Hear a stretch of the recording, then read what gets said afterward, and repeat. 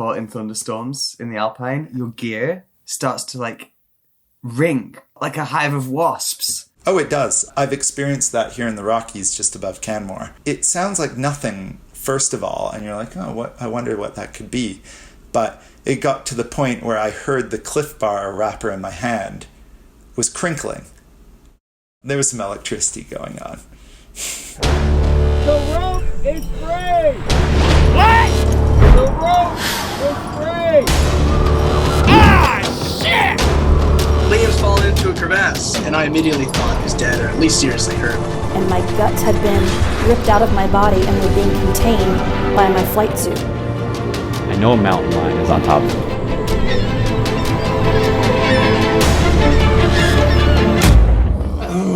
Welcome to episode 10 of the Wildertainment Podcast. I'm your host, Vince.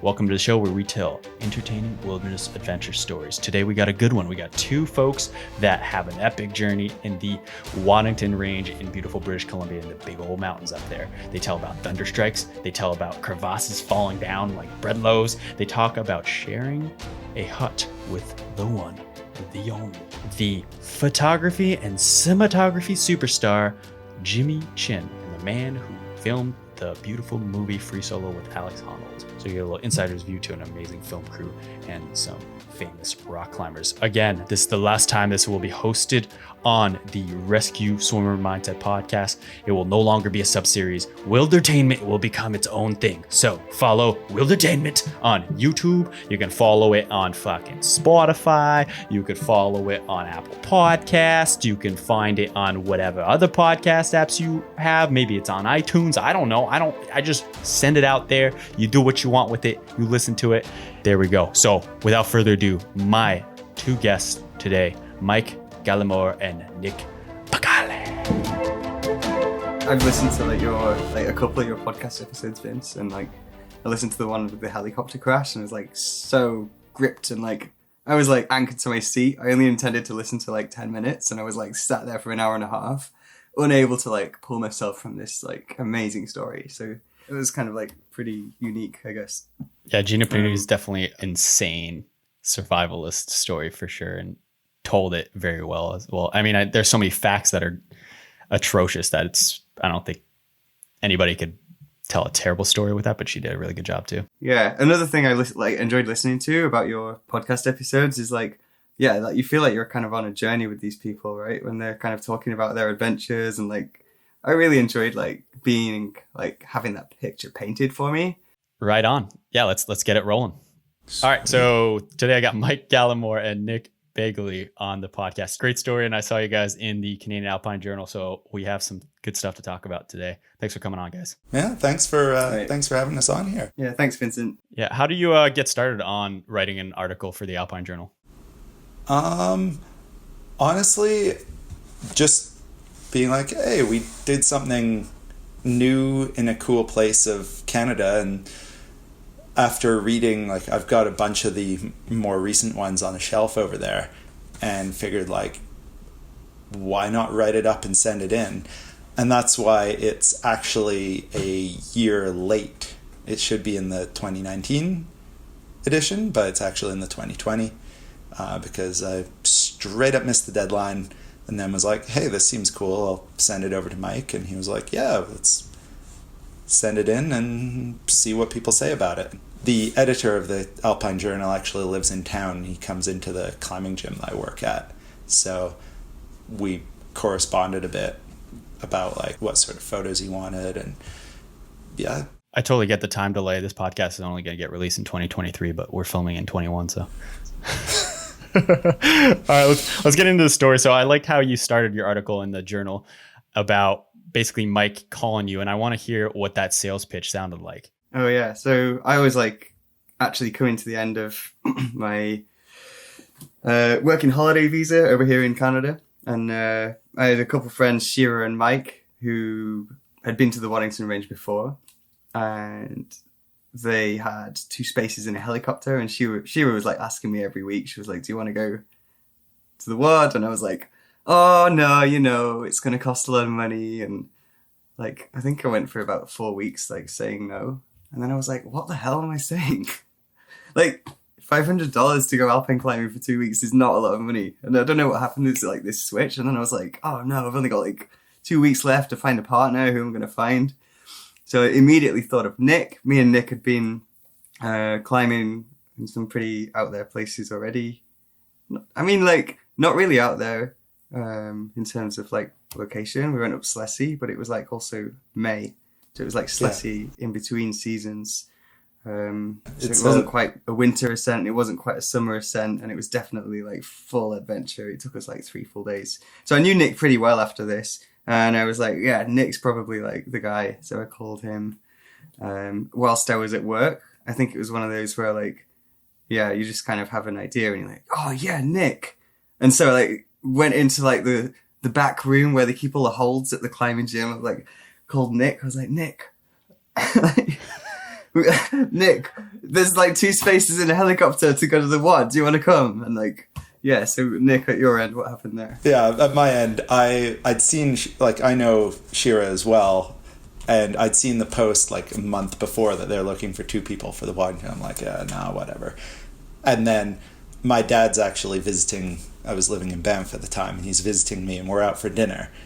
And we're just kind of eating appetizers, having drinks, and then my phone starts buzzing, and I see it's Mike, and I'm like, Mike lives across BC from me. Like, if he's calling, it's not like we chat on the phone on the regular. Like, something's up. And so I'm like, excuse me, Dad, I gotta take this. And I like go over into the bathroom, and I'm just like sitting there in the bathroom, and Mike's like, hey, so there's space on a helicopter to the Waddington. Do you want to go? And I'm like, fuck yeah, let's do it. Why not? You quit your job for that trip. Oh yeah. Well, it's not that I quit my job for the trip as much as I was like, oh, I'll see if my work can give me the time off. And I asked for the time off, and they were like, oh yeah, just talk to us again later.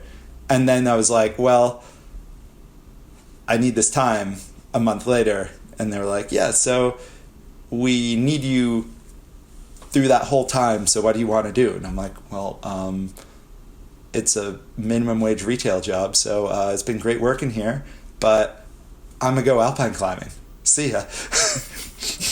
I like that Mike basically put out the Batman symbol, and you were in a meeting with your dad, not a meeting, but, you know, having dinner, catching up. You're like, Dad, duty calls me. I'm out of here. And you guys are both like little girls, like sit like behind like a wall. Like you're in the bathroom. I'm picturing Mike behind the climbing wall, just like, yeah, just going over the logistics. Like, you want to do this with me? It exactly was. I wasn't supposed to be on my phone at work. I was working behind the front desk at the ground up climbing gym. I was like, like snuck behind in the holds room. I was like, quick, gotta make this phone call. The idea's gonna like fizzle out. I'm gonna like see sense in a minute. Gotta get it while it's hot, you know? Yeah. But here's the deal. It's a helicopter. It's only $500. Come on.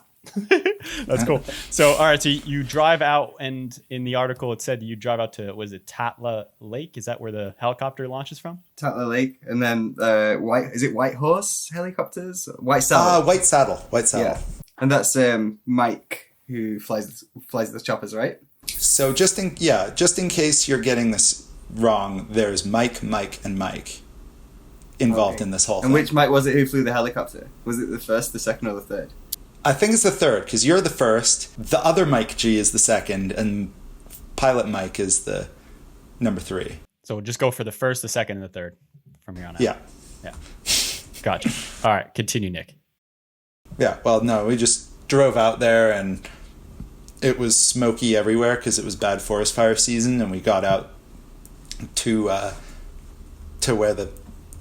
where we flew out of, and we kind of all met up literally at the helipad, which is kind of impressive given how far away from service everything is there. But we all managed to make it and slept in these folks' driveway overnight, and packed the next morning and threw everything into a helicopter and flew away for 45 minutes. Now, this is no joke. Just to get to the access point of the helicopter launch, Tatla Lake, I looked at it on the map. It seems pretty out there. You're driving up. It was like 9 hours from Squamish, and Squamish is an hour north of Vancouver. So it's pretty far out there. Oh, it was a full day of driving. It was pretty cool though. I was listening to a bunch of new tunes, and I knew that Shira and Mike were in one car, and Nick was coming over from another direction from Canmore, and then I was coming from Squamish, and I knew that we were all looking at. I was looking at all the cars. I'm pretty sure I saw.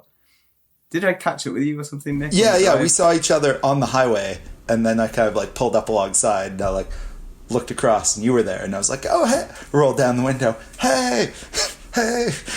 So yeah, it's kind of cool, all being on that same trajectory, and then the packing, and kind of mouse proofing the car before we flew in the helicopter was a bit of a consideration because we're going to leave the vehicles there for 2 weeks. Yeah. Well, before we get into the mission of you guys flying out there, let's build a little backstory to you two. So, Mike, why did you choose Nick as your main gunman? I was talking with Nick a little earlier, and he was telling me he's ACMG, the Associated Canadian Mountain Guide. So I don't know, what was your decision process of selecting this person? Because it's a pretty big deal when you're doing these mountaineering expeditions. Well, I guess most of my climbing partners at the time were people over in Squamish, and my friend group was mostly with rock climbers, and people were interested in going out to the bugs and kind of sending their projects at that time in the summer, and I hadn't really done all that much alpine climbing with anyone, so my kind of alpine partners, I could count them on one hand, right? I knew that I'd been through this 3-day epic already with Nick, and he was good crack. And it was epic. It was yeah, and I was oh, he's a really solid person to have in the mountains. Now, what made him a really solid person to have in the mountains? I guess a breadth of experience and a breadth of time. A breadth of time doing leg work as well. Lots of skiing experience and lots of ice climbing experience. And yeah, I mean Nick lives over in the Rockies, right? They're all the mountains are bigger over there, so it breeds a better class of alpinist, right? And notably, the rock is worse over here. So we're used to climbing up crumbling piles of choss and terrible rock. And that really showed actually when we were doing that south ridge of Serra 2, there were sections where a few of my partners would have kind of not really been psyched on the rock quality. And, Nick was solid. Subpar. Yeah. It was subpar rock, but I mean that's par for the course here in our crumbly limestone mountains out here in the border of Alberta and BC. It's such a pity, hey? Imagine if it was all stuck together out there. I know, right? Well, that's why I climb in winter, because the ice sticks all the crumbly rock together, and that's amazing. But then, when it's not stuck together, then it's substantially less than amazing. I've only really driven through Banff, and every time I'm just jaw dropped looking at these mountains and these facades and everything, and I'm thinking, oh my god. Well, I'm thinking the ice climbing specifically, but the rock climbing could be phenomenal too, but everyone says the same thing. It's crumbly nonsense out there. So that's interesting. What kind of personality does it take, or what kind of skills does it take to develop yourself on? So choss is crumbly rock. So how do you develop yourself to not break down when the things that you're holding your life onto is falling apart? You go climb a bunch of choss. Yeah, I think a lot of it is just volume, and I'll be the first to say I'm not an especially good rock climber in terms of absolute hardness, hard difficulty, but I've been climbing for long enough that I've built a relatively wide base of low grade climbs. So climbing easy stuff that doesn't have a lot of places to put protection to clip your rope into, places climbing a lot of easier stuff where the rock might be subpar and you kind of need to distribute your weight on everything. I haven't climbed as nearly as hard as Mike has, but I think I've been able to climb a lot more bad climbing, which seems funny to put it that way, but I guess it takes somebody who's a bit of a connoisseur of bad rock, and we got that in spades out here. Every time I'm sketched out on a climb, I always call it, and Mike, you might get offended by this, and I hope you do, but I call it English climbing. Whenever I'm doing some random gear protection on a route and I'm sketched out and I don't know where the next piece is and it's pretty crumbly, I'm like, what is this, the UK? misconception really that the rock quality in the UK is bad, but like there is crumbly rock in the UK like anywhere. But yeah, you're right, Vince. Like the kind of general nature of UK trad climbing, if you're away from the gritstone, if you're on the sea cliffs and stuff and in the mountains, you're questing like upwards, not knowing when your next piece of gear is going to be, fiddling in weird pieces, like equalizing a few pieces together, using weird bits of protection, like. For sure. Like, that's all, like, skills that you have to learn to climb safely out there on those kind of rock types. And then another thing as well is, like, the Italian Dolomites are, like, really close for a Brit. So I would, like, go and do, like, a couple of weeks a year in the Dolomites. Like, that is, like, such a crumbly rock type. It's a little bit like limestone, but unlike limestone, it's not soluble. So it doesn't stick together over time, right? So it's like you've got these massive mountains with I think it's magnesium that flows through the rock to like convert the limestone into dolomite, and then it like no longer is soluble. So these mountains get uplifted and then they shatter and then like they start to fall down, and they're in the process. All mountains are in the process of falling down, right? Some just quicker than others. At least with limestone, sometimes it's stuck together. With dolomite, like you have to kind of like everything looks like it's loose, and you have to find the bits that are actually stuck to the mountain. So as you're climbing, you'll like reach up for a hold and with one hand, try and pull it off. If it doesn't come off, it's probably okay. But then to see if it's actually stuck, you take the other hand and you knock at it and you like give it like a little tap, tap, tap. And if you feel any vibration, then that rock might be loose. But if you don't feel any vibration, then you're probably good to yard on it and pull really hard. There's so many different ways of engaging with climbing, and I really enjoy this, like climbing on loose rock, because you're not only doing all of your climbing, you're also testing to see what's part of the like terminal earth, right? And that's a very similar style of climbing that we have here. Like you'll reach up and you'll no, that one over there. Mm-hmm. And there's times where I've even like kicked the rock a little bit with my climbing shoes to be like, all right, that one's, you can see it shifting a little bit, but that bit there, that's stuck on real good, and I can put my weight on that to keep upward progress. It makes me think like this type of climbing is improv to what sport climbing would be acting. You know, it's a script, you got it dialed and it's safe and you know the things are going to be there, versus this form of climbing is more, well, we'll see what happens. We're going to flow with it. We're going to go in different directions if we see some predicaments up ahead. Yeah, that's not entirely wrong. And we have a bit of a saying here in the Rockies, when in doubt, traverse. So when you don't know where to go sideways and it'll likely be better.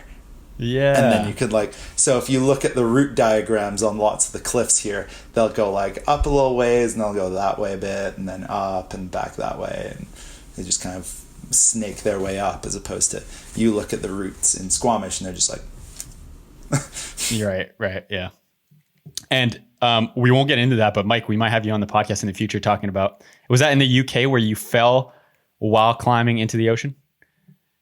Yeah, I fell headfirst into the sea. No more. That's it. We're cutting that off, saving it for future reference. We'll do that one live. I need to listen to this one because I haven't heard that bit. It's going to be titled Rock Climber Pulled to the Depths of the Ocean Bottom.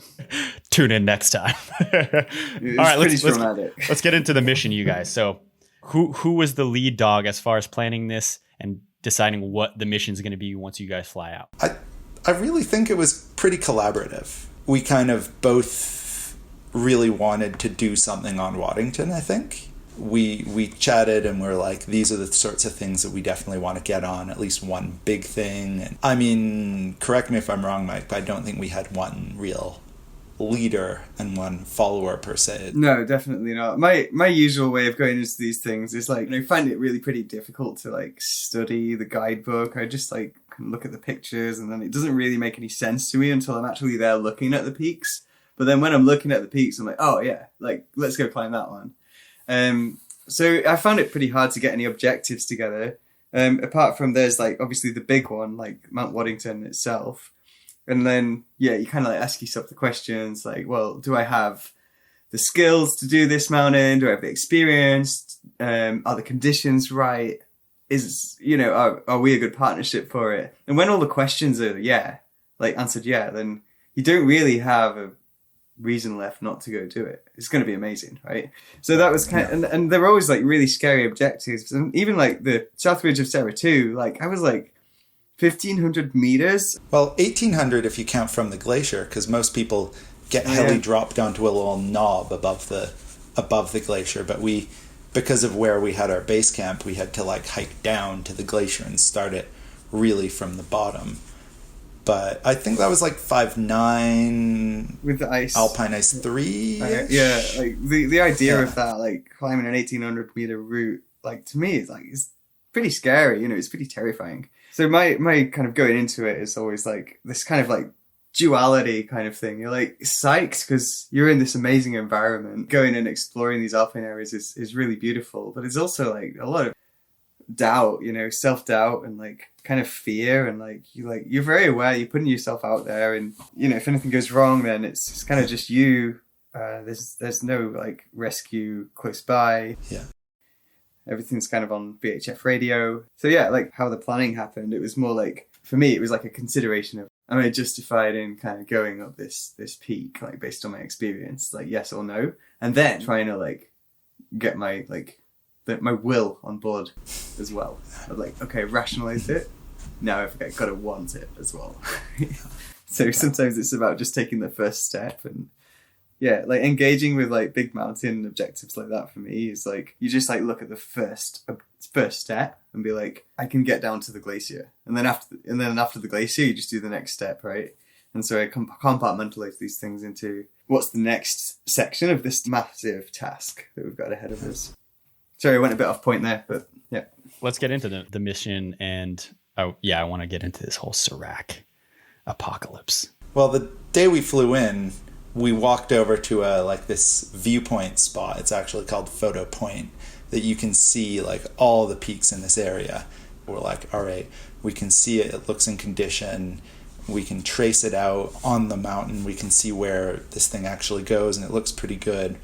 Right, let's go do it. Yeah, I think we were actually like looking at the lines of crevasses, and for a while we were like, oh man, there's no route up that glacier. But then like we were like, oh well, no, there is. If you go right there and you like skitter that way a little bit, and then you can like thread between these two right there, and then you can go back left. There was definitely a little bit of unknown as to whether we could get up the Bravo Glacier. And it was like quite late in the season, right? It was July or August. Yeah, it's the end of July, and well, just to set the stage a little bit, the route kind of starts down at the bottom and then goes up the Cauldron Glacier, I think, down low, and then onto the Bravo Glacier. You take that up to just below the summit. Then you climb up these rocky cliffs to the actual summit. Now, which summit are we speaking about here? This is Mount Waddington. It's the tallest mountain in the Coast Range, and at least the route has been, just to kind of put it in perspective, I think the guidebook says it's like a 200-meter mixed climb on top of Mount Rainier, as far as like the actual difficulties. So you climb you climb this big glaciated mountain, and then you get to the top of the glacier, and then you're looking up at this rock face that may or may not have ice on it. Yeah, I got pictures in front of me now, and I'll put them up on YouTube. It looks like a cartoon almost, this rock face, and I don't know which face I'm looking at per se. Which face did you guys approach it by? We did it by the east side. That's the Bravo Glacier route, and we got nowhere close to the summit, unfortunately. So, well, let's get into why. Yeah, my understanding of this is that like early in the season, the glacier is like pretty chill because there's loads of snow and the crevasses are all filled in. But then the top section is this like mixed monster, right? And then, but later in the season, the top section is just a rock climb, which is pretty appealing to me. And then the lower section is like crevasses and nastiness. That's attractive. That's an attractive sounding climb. Oh yeah, we were definitely in the latter part of that whole thing. We had crevasses and nastiness in spades. It's one of those things where like we were like, well, like it might be too late, it might be out of condition, but we can definitely like walk that way, and we can like, you know, keep doing the next step and turn back when it doesn't make any more sense. So that was my approach. Like we didn't know for sure whether it was going to be too late in the season, and we wanted to go find out. But you guys basically scoped out the labyrinth between, like, across this glacier. Yeah, I had like this really kind of cheap camera. It was, I can't remember the brand, but it was like this Samsung thing, and it had a 20 times zoom, and it was like 20 times optical zoom.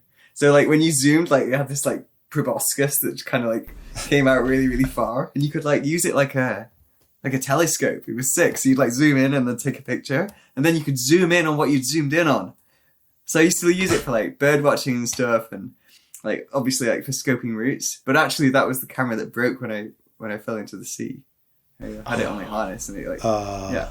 There's no more. I'm on the market for a 20 times optical zoom camera at the moment.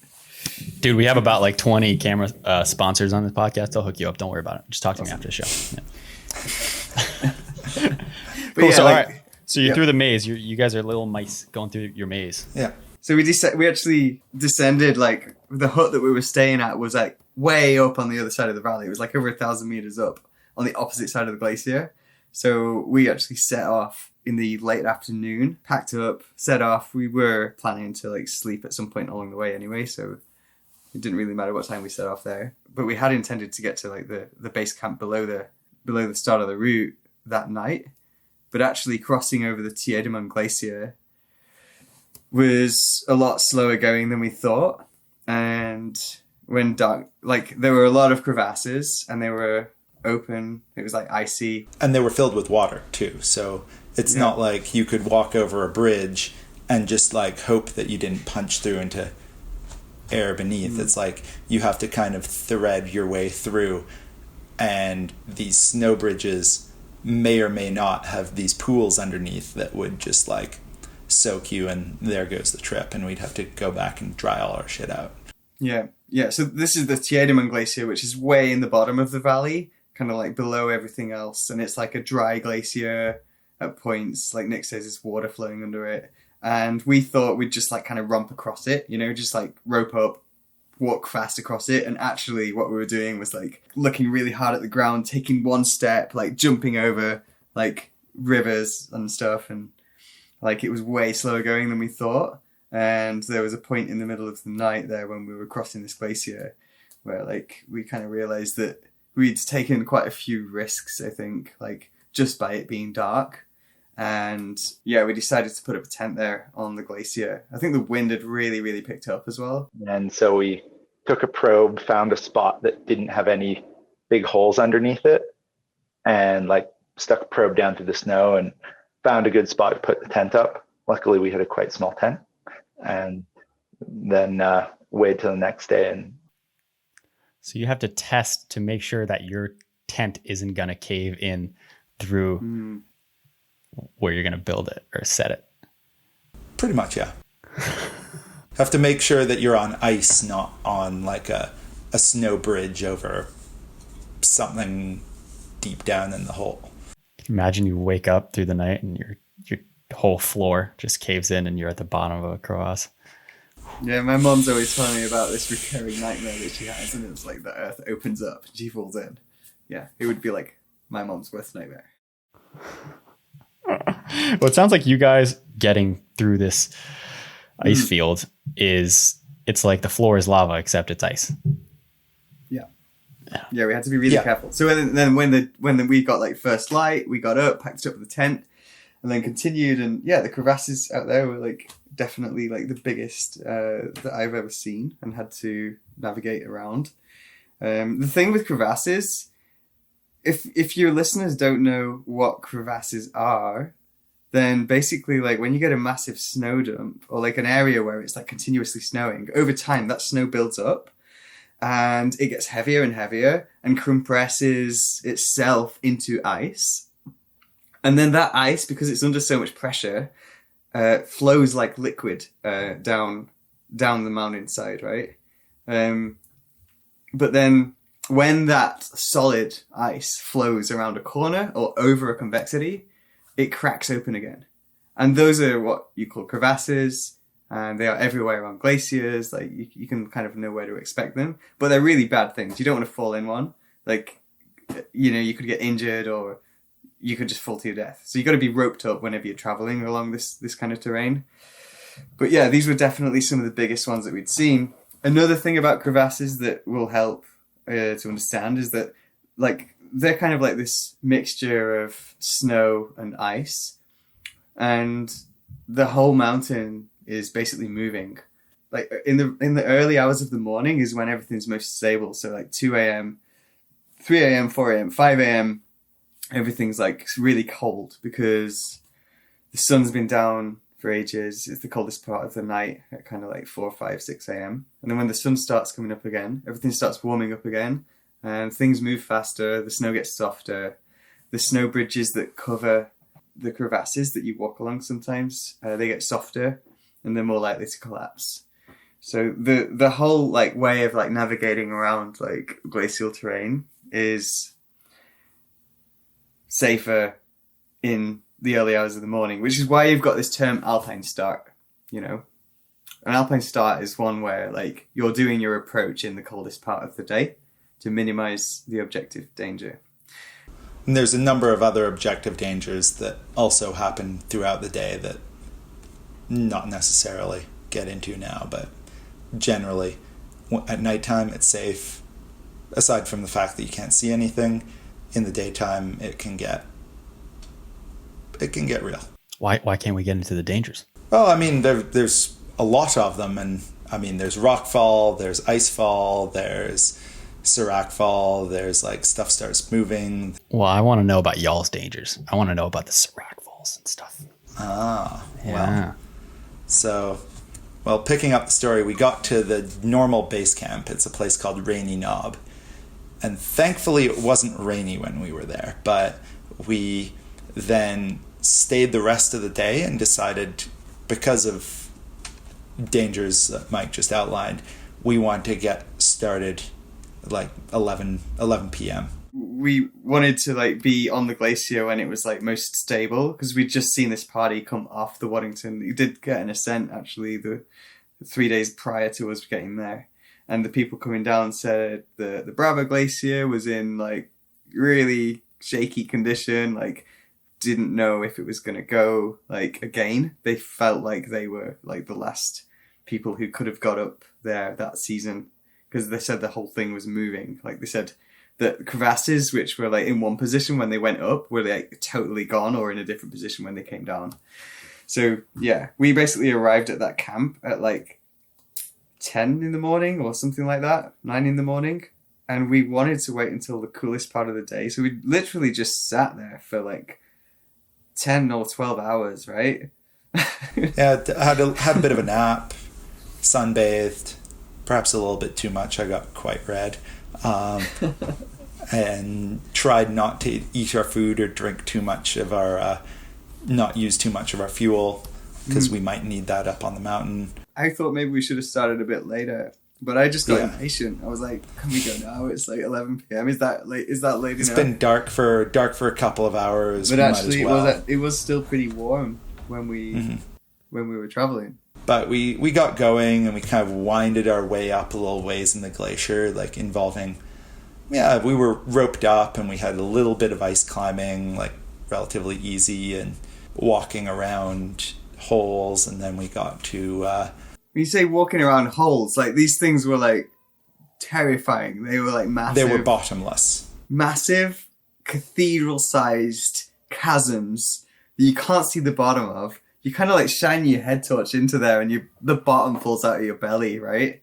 You're like, I just remember like looking left and right at one point and thinking like, holy crap, like the size, like, and that's what gets me about being in these mountains. The size of these crevasses is just really awesome. Like really like inspires this like sense of awe.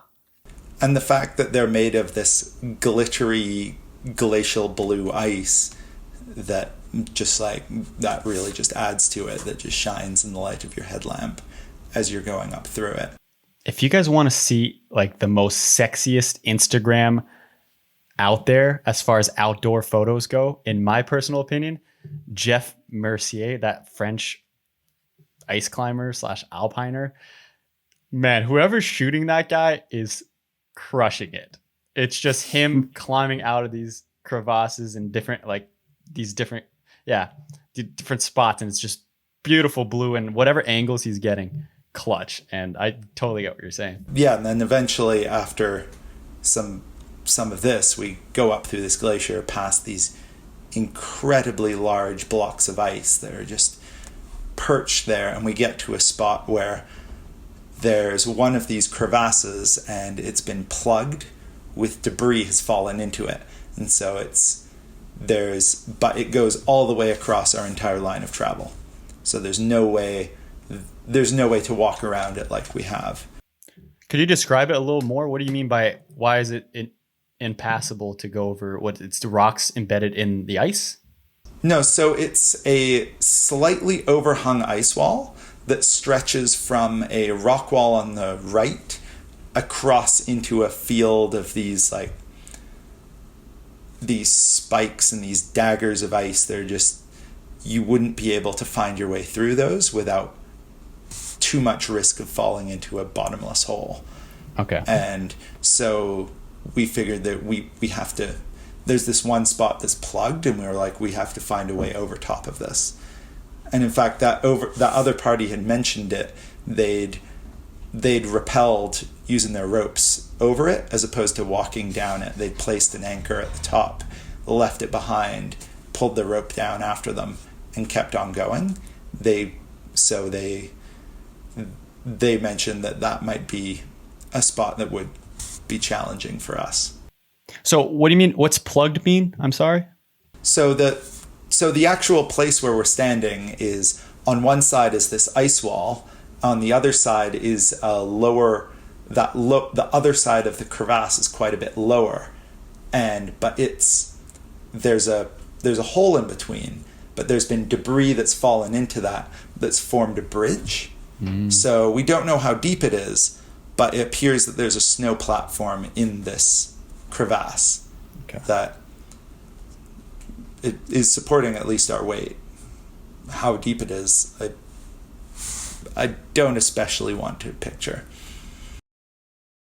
Yeah, so my memory of this part is that we basically got to, like, the whole glacier at this point is kind of like these sheets of snow are like carving off one by one. It's kind of all happening in parallel, right? So the entire glacier, like, facing downhill is these, like... Picture, like, what happens if you take, like, a chocolate bar, like a Mars bar or something, and you bend it, and there's all the shards of chocolate along the top. Yeah. And that's kind of like what the ice is. It's all these parallel lines of chocolate with... That's a really good analogy. Holes underneath. Would a bread loaf also be an analogy as far as bread loaves that's actually, opened up? yeah, bread loaf. Bread loaf works too. Like if you get a loaf of sliced bread and you kind of like, I guess, drape it over a corner. Yeah, okay, yeah. So, and then you see how all of the loaves or all the slices all peel apart. I've been trying to think of an analogy for this podcast for like a whole week. But yeah, the bread loaves one is like the one I'm going to roll with. Right? Okay. Yeah. So like in the bottom, we're like kind of going along the tops of these like slices of bread, but each slice of bread is the size of like the side of a large house, at least.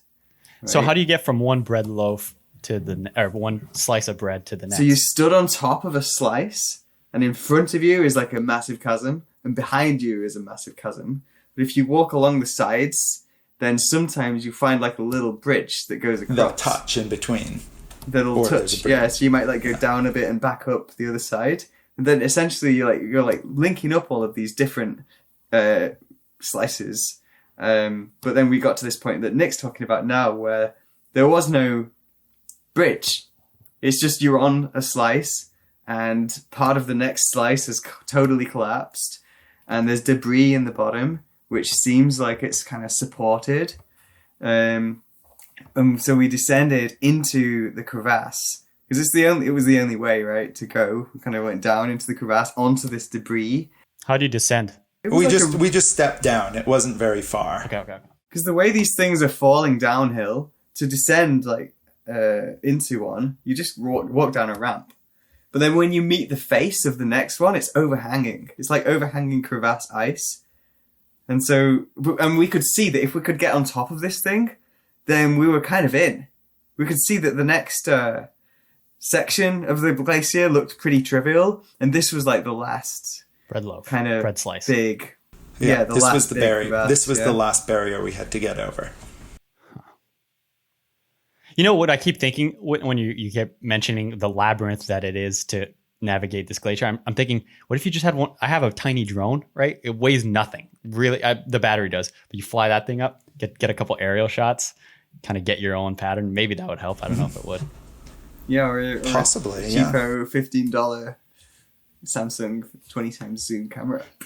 Yeah, we had our own little aerial reconnaissance from across the valley. But That's right. We'll get into that. Yeah. But So, the first thing that we try. So let me try and set the scene here. In the bottom of this, or maybe midway down this crevasse, we didn't know how deep it went. We stood on this rubble, and to our left is a huge sort of tottering slice of snow. It's like, I don't know, like a meter wide, 2 meters wide. Yeah, I'd say a meter wide, and it's like one of these slices of bread has kind of split in two, and it's just kind of perched in the middle. Yeah, it's like in the middle of this chasm. Yeah. Yeah, and it's on like one maybe side there's a bottomless hole, on the other side there's a bottomless hole. It's just beside our plug that we're standing on of debris. And it's like this freestanding, tottering wall just to our left. You look at it and you're like, how is that thing standing up? And then in front of us is the wall that we want to the ice wall that we want to try and get up. And then I can't remember, must not have looked right. I think it just like ended.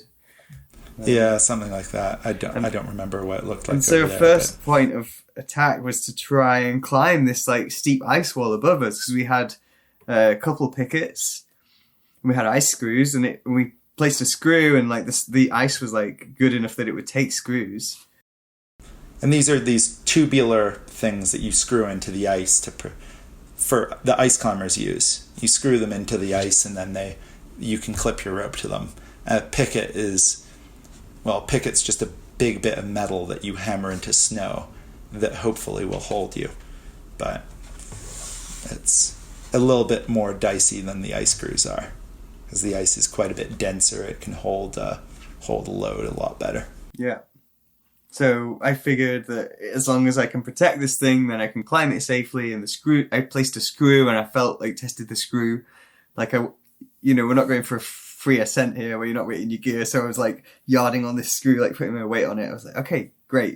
This kind of rotten snow is good enough to hold ice screws. So I started like leading this kind of steep ice/rotten snow wall, and it was going really, really well. I think I got about like 5 or 6 meters up off the deck. You were maybe a body length from the top, as I recall. Yeah, and then about a body length from the top. The snow consistency changed from something that I could climb with my axes and crampons to like slush. And there was like a full meter of overhanging slush above my head, and I was like trying to put my axe in, and like it would just go in and scrape loads of ice into my face, and I was trying to I didn't know what to do, and I was like, well, maybe I can kind of get up there, but I feel like I'm going to fall off if I do. So I tried to place some of these snow pickets into it, hammered these 2 snow pickets in, and then I didn't believe that they would hold me, so I down climbed the whole thing so that I could test whether these snow pickets were any good. And then got Nick to take in all the slack out of the rope, and then I jumped and put all my full body weight onto the rope, and these snow pickets just came careening, boop, boop, back down towards me, and I was like, right, well, I'm glad I didn't test that with my body from higher up. And so, also remember, this is at this point it's maybe 2 or 3 a.m. Yeah. It's still pitch black out there. We're doing everything by the light of our headlamps, and we're just we're kind of trying to problem solve our way around this wall, and it's pitch black. And we decide that perhaps trying to climb up an overhanging snow slope with the consistency of meringue is maybe not the best idea. Yeah, so I was feeling pretty disheartened at this point, because I thought that was the only way. But then step back, we cleaned the pitch, and I think in my head I was like, oh, we got to turn back. But then I saw that there was this other option, just of this like freestanding wall that I described. Just in front of it, it looked like there was like this scary drop, but I already knew from climbing this wall that the snow quality was like pretty firm at that level. So I was able to traverse left in between the uphill side, if you like, of this freestanding wall and the wall that we've been trying to climb. And I did this traverse left for about 10 meters. And then I was able to like work my way up this series of thin ramps. So I want to make sure people can picture this. You know, I know you're miming it on YouTube, but you're in between the bread loaves. You're against the overhanging part, this last wall that you need to get over, and you're traversing along this final bread loaf, the overhanging part, and trying to get over on this ramp. Yeah. Our goal is to get on top of this like final slice of bread, right? Yeah. And these things are like, how tall were they, Nick? I always exaggerate, but I feel like they were 10 meters. I'd say that's about right. Like 8 to 10 meters. Yeah. Like somewhere around there. It's like I it's placed not like small. when I was trying to climb this one, I placed like 5 screws and then 2 pickups. Yeah. So yeah, it's going to be something like that kind of.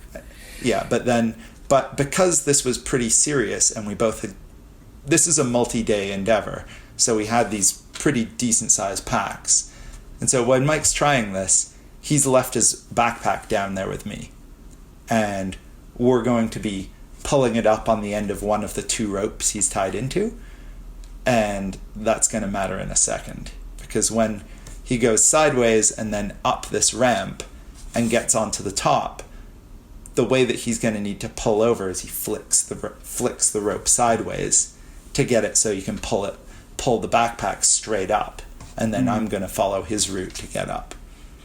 You're going to follow the traverse route. Yeah, I'm going to go sideways, and then I'm going to go up the ramp rather than try and climb up the face. Yeah. Mike's doing the traverse, and the objective is he gets to the top, and then vertically he can just hoist the backpacks eventually straight up. All right, got it. Yeah. And really, that traverse section we weren't like protecting each other, really. It was just that, I don't know why we stayed tied in. We were already tied in, right? It would have made no sense to like have to untie. So we just I traversed like maybe 10 meters left along these like ledges and bits of climbing. It was quite insecure, but it was definitely doable. And then managed to climb up this next series of ramps, and then found that I was on top of this on top of this crevasse that I'd been aiming to get on top of. And I was like, oh, great, sweet. Nick, we made it. I made it. And started to like walk along the ledge of like the edge of this, along the top of this slice. So back towards Nick. me. So the ropes now are going like 10 meters left, and then like 8 meters up, and then starting to go 10 meters right again. And like, because of the consistency of that snow on the top layer, the ropes like I wasn't really aware until I felt a tug on my harness, but the ropes had started to cut into the very top layer of the crevasse that I was walking on. And in my head, I was like, well, this is like pretty inconvenient. Like, definitely I was feeling very, very exposed and very insecure because of the nature of this, like, falling down, like, beast of nature, basically. And I was on there, I was like, well, I was like, the traverse, and then the climbing, and then the traverse back, I was actually not, like, whooping with delight, probably. I was, like, pretty on edge. And I didn't want to walk all the way back to where the ropes had, like, cut into the top of the snow. So instead, I, like, started to try and, like, cut the ropes, like, pull on the ropes to go through the snow that they were. Remember, this whole thing overhangs at the top, so he doesn't want to walk out on the overhang because that may have terrible consequences. But that the ropes are cutting through this kind of eyebrow at the top there. Yeah, he's cutting off the roof. Yeah, pretty much. And it's like, I don't know, like what volume of snow I was like cutting through, but I managed to successfully cut like the ropes through this the top of this crevasse that I was standing on, and then the ropes kind of popped out, and I was like, oh, sweet. that worked. I was about to carry on, and then I was like, and I don't know what it was, but something compelled me to kick that block off. And I have no idea why I did it to this day. But I kicked the block off, and it slid down, and it like landed at the base of that big wobbly, like story high wall of bread. And then the entire thing just started to like rumble, and it fell. Like, I remember like this silence, this kind of like silent slipping of the snow, and it was like movement, like masses of movement. Yeah, the entire wall that we'd been like teetering around before just like collapsed into the bottom of this crevasse.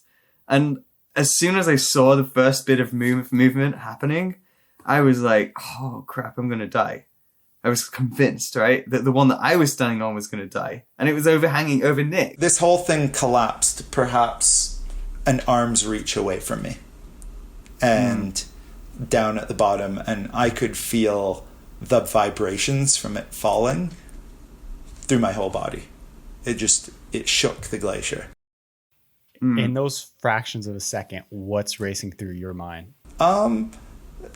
It was almost like a bit of detachment. I was looking at this eyebrow of snow that Mike's kicking off, and it falls off, and it hits this thing, and I'm almost seeing it going in slow motion, as not a bit of it came towards me. It pretty well collapsed straight down into the hole that it was in. And I almost felt like I was sitting there like looking at this just stunned, and I couldn't really for a little bit afterwards. I was just like, I wasn't entirely sure what had just happened, and if it had just happened and nothing had gone wrong, like nothing had hurt me, nothing had, like, the ropes hadn't been cut, the ice bridge I was on hadn't collapsed. It was all like fine, but also terrifying. I'd like to know what people feel in those moments of, if they say they have a chance to react, what is their natural mechanism? Because you don't really know until you're in that situation. I always mention I hate people that are, say, watching a movie and say some character has like a cowardly moment and they're like, oh, I can't believe that guy, I would have never done that. But you don't know until you're in that moment, right? And I feel like there's different types of people. There's people that freeze in these moments of stress or danger. There's people that flee. There's people that, fight or try to take an action to mitigate or extinguish this situation. What do you say was your current state? I know there wasn't much you could do per se, but what was your reaction? To be honest, a bit of a combination. I thought I better take some rope in case the shakes Mike loose. So I pulled in a bit of rope, and then I realized that all of this was coming down towards me. But I was attached to an ice screw on the wall of the crevasse beside me, so I couldn't really move. I was clipped in, and so I froze after taking a bit of rope in and was like, all right, I'm going to hold this if Mike falls off, and I'm just going to stand here. And I stood there and nothing happened. And then when the dust all settled, and yeah. Yeah, I went through this moment of like, okay, this is certain death, to so you felt like the ground shake, right? And you know that you're standing on this you've seen one tottering pillar fall down. You know that you're standing way up on top of another tottering pillar. You kind of like fully expect like the one that you're standing on to fall. All this is happening like over to Nick's left, like close to your left, Nick. Yeah, but like, it's not like I dropped a bomb on top of you. I felt like it was like far enough over to your left that like I wasn't like kicking something down on you. No, I think the reason I kicked that thing off was like I'd expected it to slide off, and I didn't want it to slide off when I wasn't looking. I wanted to be like ready for whatever happened. And I thought like, I want to like make sure that nothing takes me by surprise. But then I was not expecting for that entire wall to like just go like toppling down when I did that. For me, that feeling was like this like dumbfounded realization that like the thing that I was standing on was still standing up. Yeah. And then we kind of called to each other and we're like, you're still here? Yep. You're still here? Yep. Okay. Yeah, and then we had like a quick decision to make. Hey, we were like, well, yeah, that was like the closest call that I've ever had, probably, and I think me too. We might have been in the same place. Yeah, and, yeah, absolutely. We had in your life, that was the closest near-death experience you've ever had. Yeah, well, yeah, this big, multiple ton block of ice falling down there-ish, right beside me. And I guess, Mike, in your case, the possibility of this big multiple ton block of ice that you're currently standing on doing the same. And there was also, because the rope was running beside it, the possibility that one of these could have fallen and just sliced the rope in two or yanked Mike off the top just by the tension. So these types of incidents tend to change the dynamics of the mission, to say the least. And, there's different types of people. Some people are so mission driven and objective driven that they say, hey, all right, this is a risk that occurred, but now we're through it. Let's move on. And then there's other people that assess it and think, well, no, now the circumstances change. We're no longer in the headspace to move forward. Where are you guys currently standing? Well, yeah, I think we pretty much quickly decided that, going back to camp might be like the best and most sensible and safest option at this point. In the immortal words of Monty Python, run away! There wasn't like much. Yeah, I'm not a particularly summit driven person. Like, I'll go until it kind of makes sense. And like, it just didn't make sense anymore, right? This glacier was like moving visibly a lot. Yeah, we kind of realized we were in the wrong place there. Yeah, and then afterwards we kind of took a look back and realized that actually it was over zero the entire time. What we'd been mentioning before about climbing in the coldest part of the night, well, it was late enough in the year that it never quite got that cold. It never got cold enough to freeze everything in place while we were up there. And so it was always a little bit closer to the edge than we'd anticipated. And that just made us realize that we probably made the right call to leave. So back through the labyrinth you went? Yep. Yeah, back down, and we'd had the luck, since we'd just been there an hour or two before, it wasn't like we were like the other group who had to kind of re-find a way through. We were able to just follow our footprints, follow the holes that our ice tools made in the ice to climb back down, and then hike back to where we'd started about 5 or 6 hours before. Yeah, I think it's pretty cool that you were saying that you guys crossed a different party and they're basically your warning of, all right, it's too late. Turn back now. It's like those pirate stories, turn back now or forever seal your doom. They were pretty encouraging. They were as encouraging as they could be, right? Like, they were like, yeah, we think that it might be over, but go on, give it a go. Yeah. Bring our picket back if you can. If you find our picket that we left behind as an anchor, then we'll give you a case of beer for it or something. But all right, so let's get into. I don't want our podcast to last decades, so let's get into a different part of this journey, a shocking part of this journey. Huh? That's a dad joke for you. Oh yeah. Oh. So you're referring to, I guess a bit later in the trip, like the weather changed. We got some kind of forecasts that there was going to be high pressure and that there would be thunderstorms in the afternoons. And so we picked some slightly easier objectives, and one of them was called Dragon's Back Ridge. Is that right, Nick? I think it's Dragon Tail Peak. Dragon Tail something Peak, like that. And it's this Dragon beautiful alpine ridgeline. It was like a couple hours approach from the hut, minor crevasse hazards on the way, and then some assez difficile or peu difficile, that's like an alpine grade of rock climbing, which not especially difficult rock climbing, just beautiful granite, really solid, and we were just romping up it. It was just a blast. We had ropes with us, but we had them as an option. I think most of the time we were unroped. All the time, I think. Mike, did you share with me, basically you decided to choose this mission as kind of, okay, we had that one close call, let's do an easier type of day?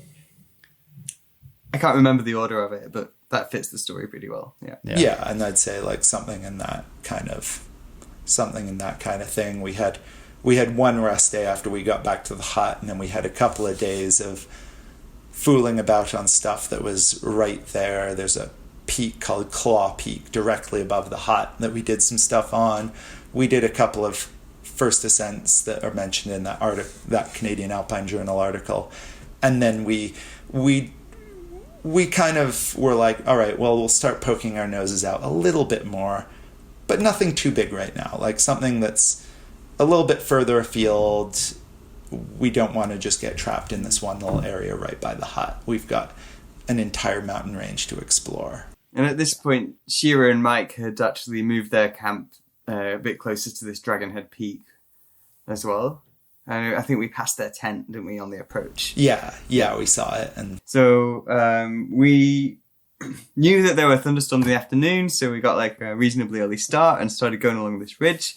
And looking over to the left, which would be to the south, we could see this beautiful, beautiful sunny day develop into these like little tiny, tiny clouds.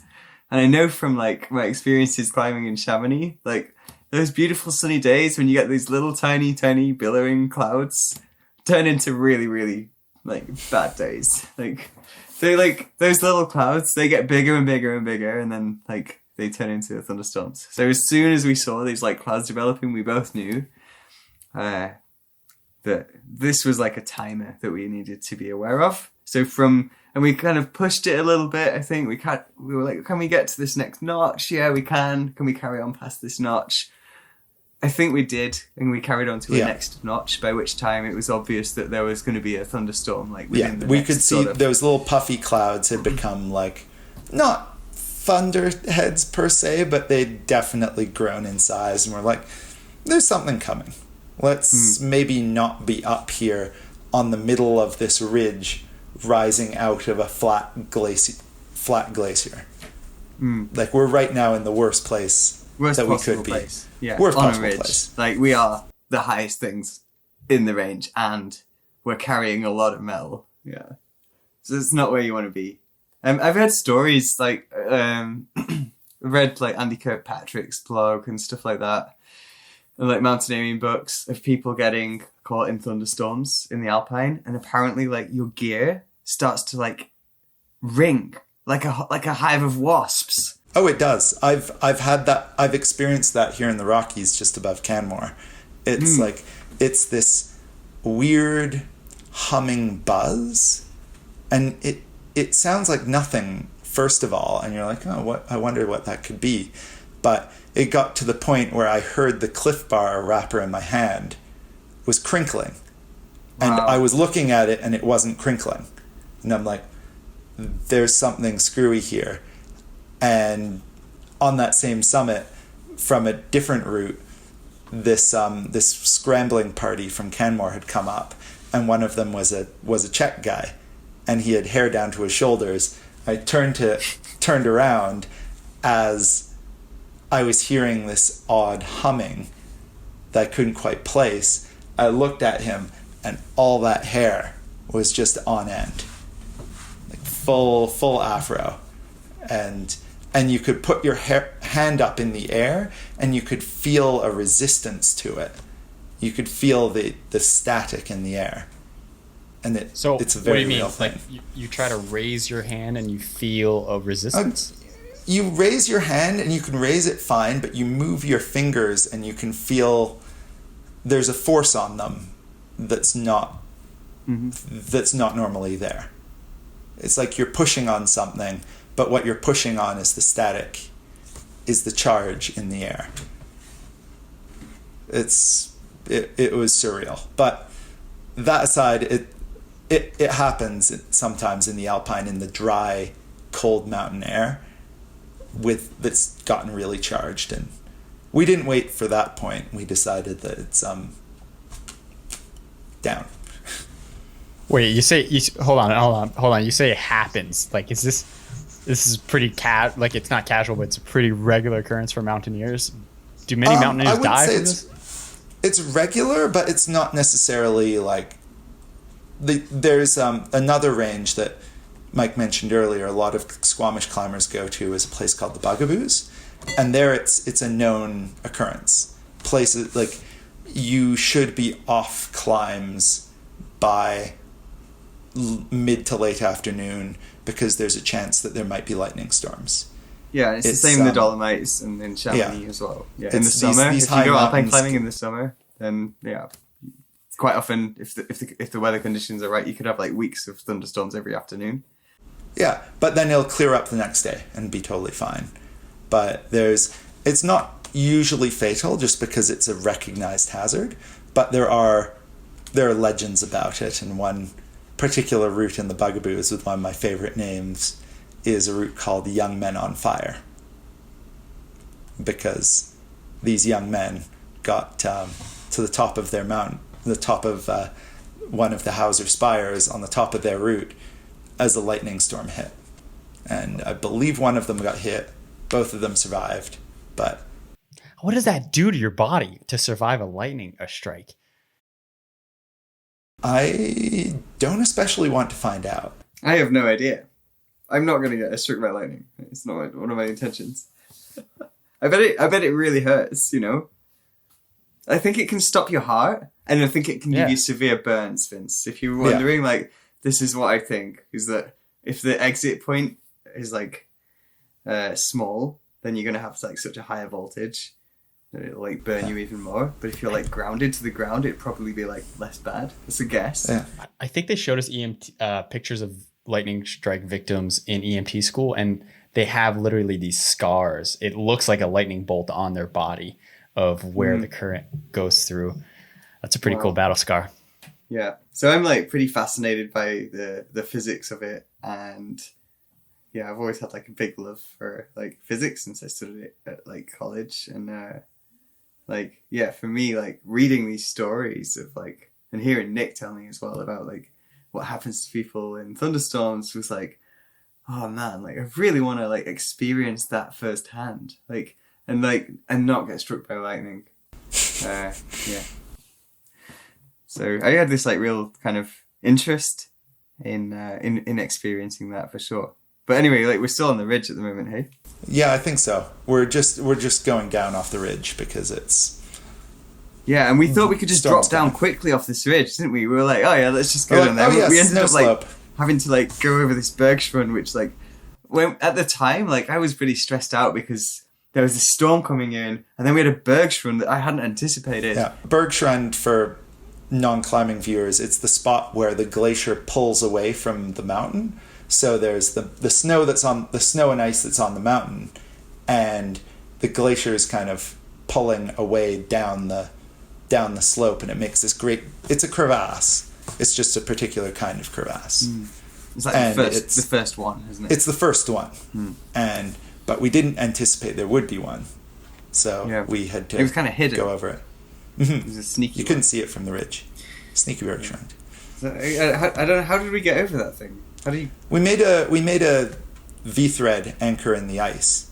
Yeah. So that's where you use one of these tubular ice screws I mentioned before, and you drill these two holes so that it makes like kind of an A shape or a V shape in the ice, and you thread some rope through that, and then you tie that off, and then you can rappel off of that rope and rappel down over the crevasse.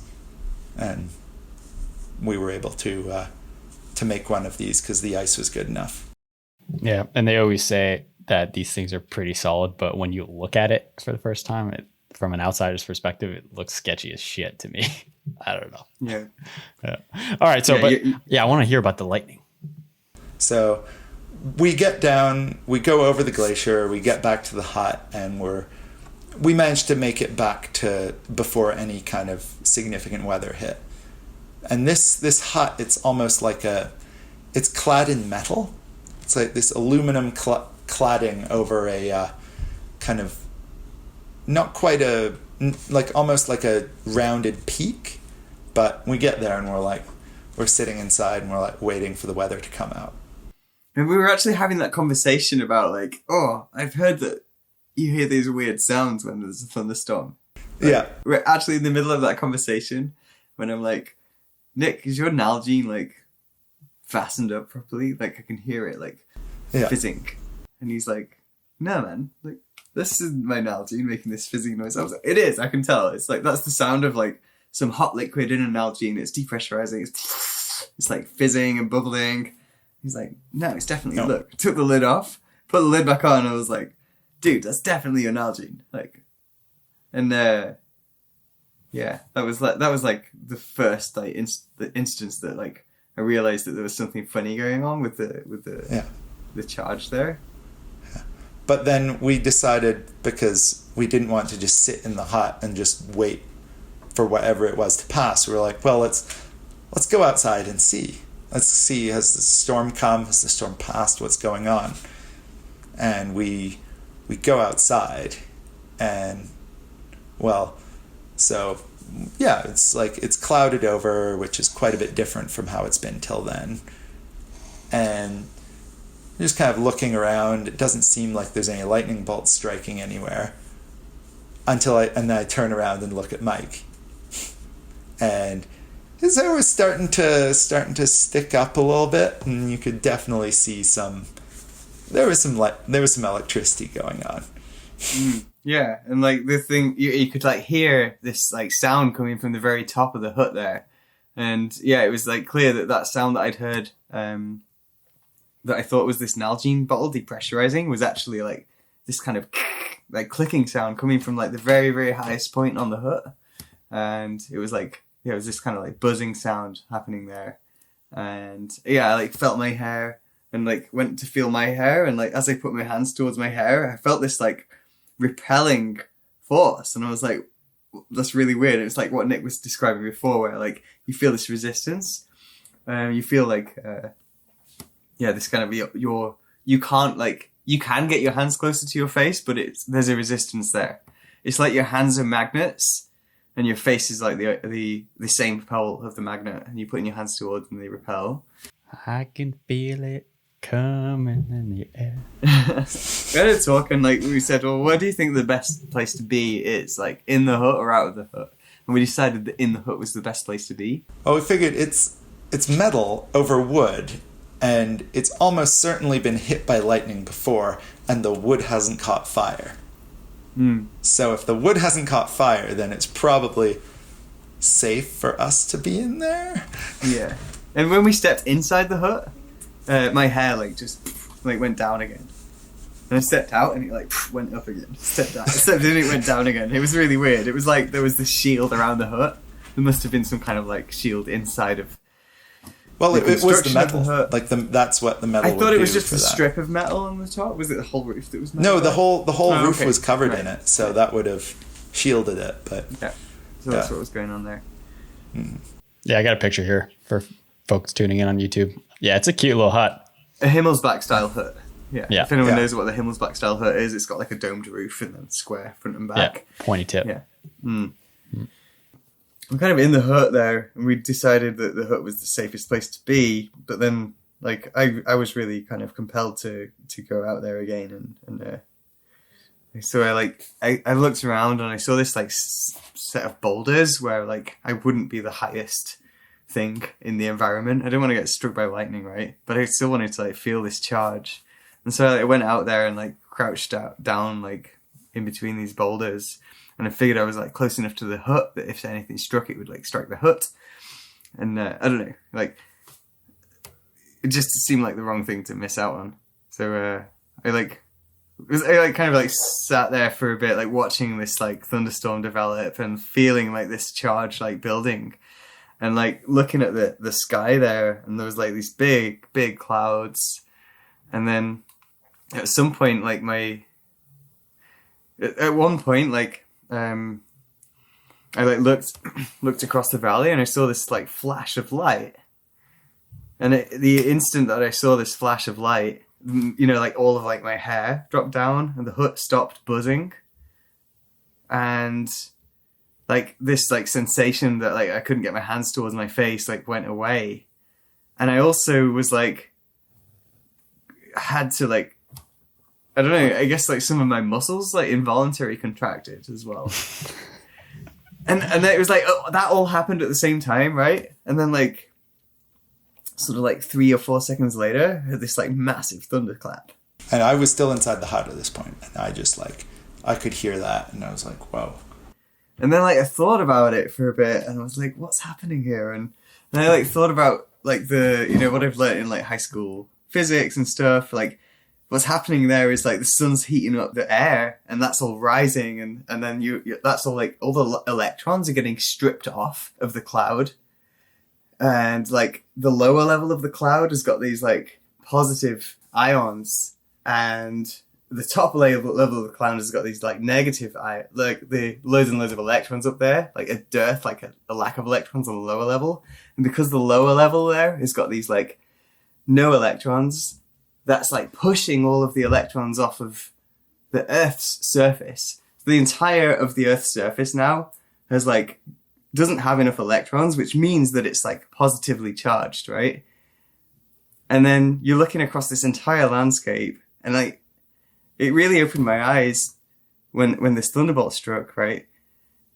It's not just like the point where the lightning happens, where there's like electrons missing or there's like a charged surface. It's the entire landscape underneath this entire cloud system. You've got this like mass of Earth which is dying to get electrons.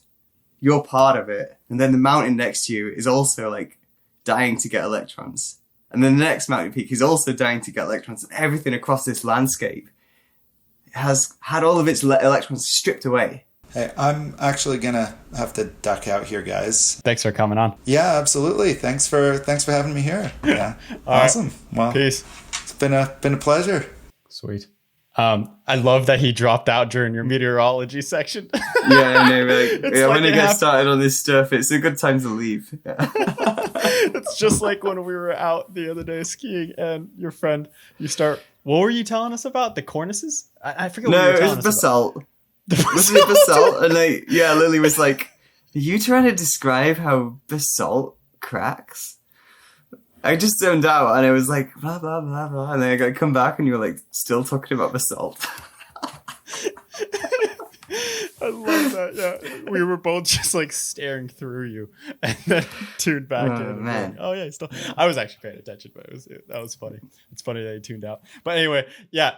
Let's get back to the lighting. I do want to know, like, are you seeing anything visually when this is happening, aside from your hair?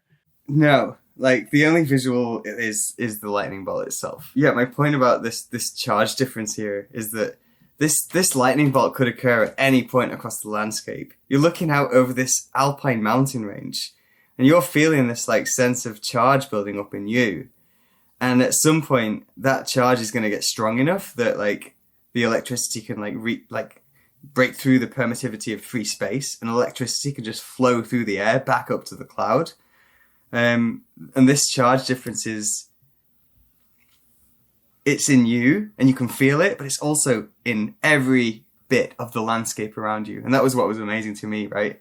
Was that I would look over the valley, and like this is like 5 kilometers away, like 3 to 5 kilometers in all directions. You've got these like massive peaks. And like that lightning bolt might just like strike from like one of these peaks to the cloud. And that event releases charge from where I am, like 5 kilometers away. And suddenly like I don't feel this like this force anymore, and my hair drops down and I can't hear this buzzing. And I just found that so cool, right?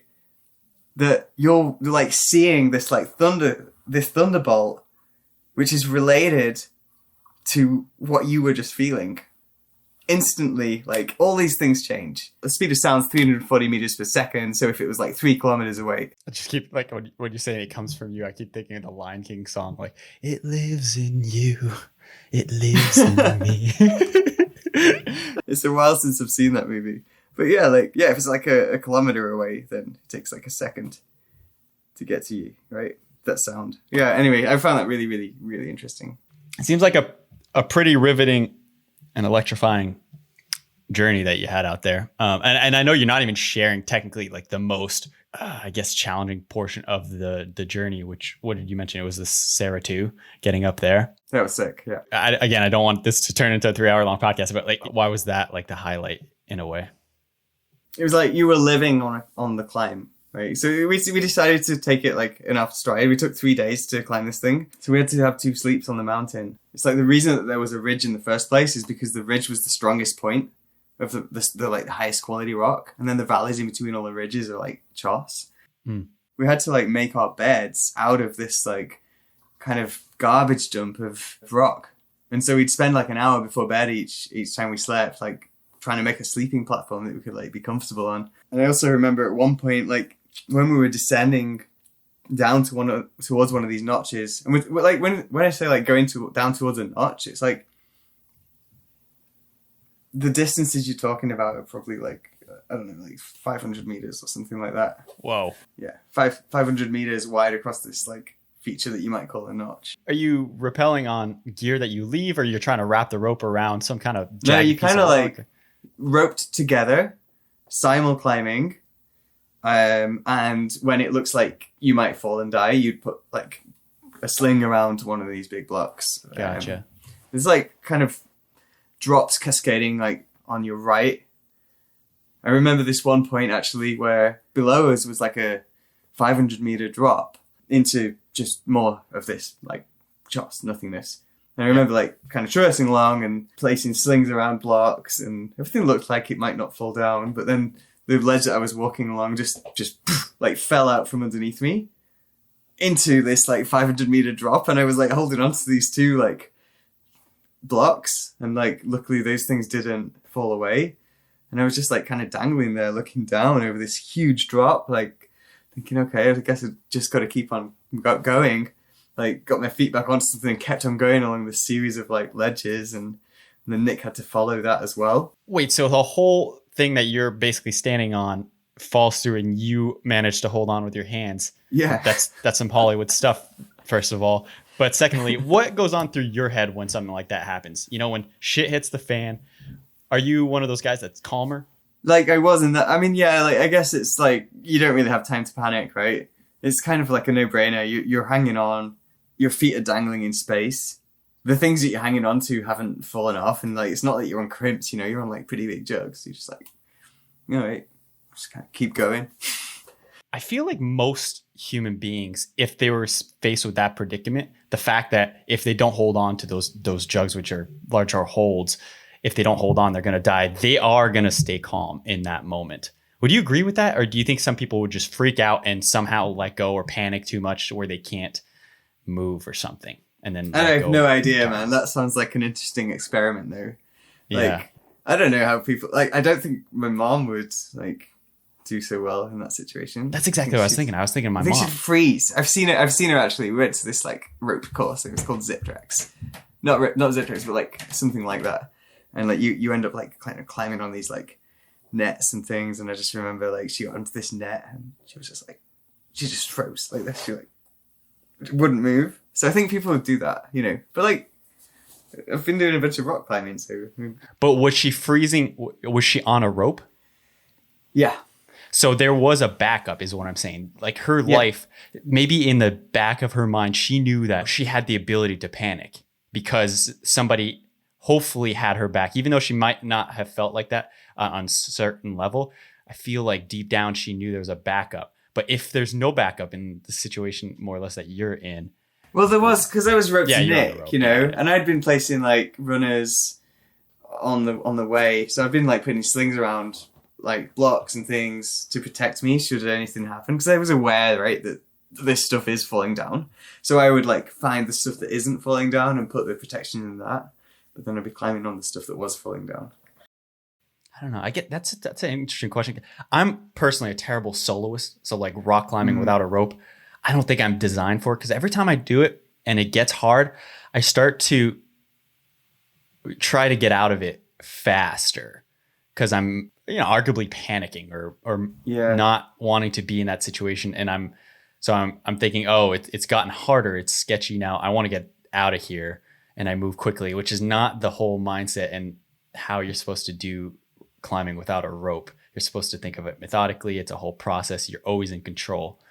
And so I suppose some people are different. My tactic is evade, but keeping it together as much as I can. I guess I've felt that before. Like, I think if you've like gotten adrenaline going through you and you're in this kind of like fight or flight mode, I don't think that's a good place to be when you're kind of rock climbing.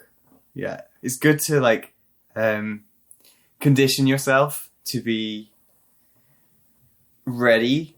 Like, not ready, but like if you got this like a massive burst of adrenaline, then you're not going to be as focused on like making good decisions. You kind of like want to try and be able to stay calm when things happen.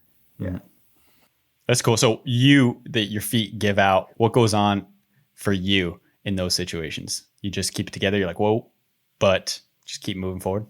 I just remember it feeling like the whole section, like even though like we're like talking about really loose rock, I just remember it feeling really awesome, right? Because you've got these sick cliffs like above you, sick cliffs to your side. Now you've got like a massive drop as well to look at. You're like, oh, sick. So yeah, for you, it was cool. It was like the ground dropped away, but I was like, it's like that's just one of your points of contact, and the thing that I was holding on to stayed, right?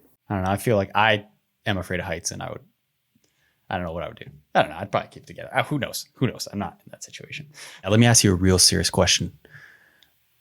When you get developed in certain fields, such as rock climbing or any kind of adventure sport, eventually you start to find different struggles and different challenges that that the average or like a beginner wouldn't necessarily know. And think about this one. But what do you think is a challenge of a mountaineer once you gather the experience and the knowledge? Oh man, it's so difficult because firstly, I don't see myself as like an accomplished like mountaineer or climber. I see people around me as being accomplished, but I don't have that perception of myself. But I do recognize that there's things that I've learned that other people haven't learned yet. And it's more like towards the rock climbing side of things, but like you have like an expectation. Like if you don't keep check of your ego, you can have this like expectation of how you should be able to perform, and that can grow.